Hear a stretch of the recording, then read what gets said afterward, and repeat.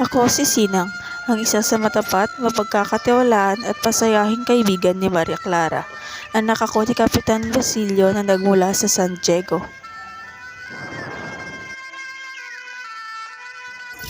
Ako ay mabait, matulungin at masipag at kahit ano pa ang mangyari sa akin ay mananatili pa rin ako.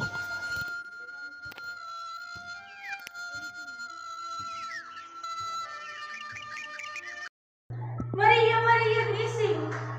Tapos na makitang hindi ka mapahamak ay biglang siya nawala ng malay. Marahil labis siyang kinabahan dahil sa nangyari. Oo naman, pahinga lamang ang kailangan niya. Sige, kayo na lang muna ang dala sa kanya sa kanyang tahanan. Ganon din sa'yo, Ginoo.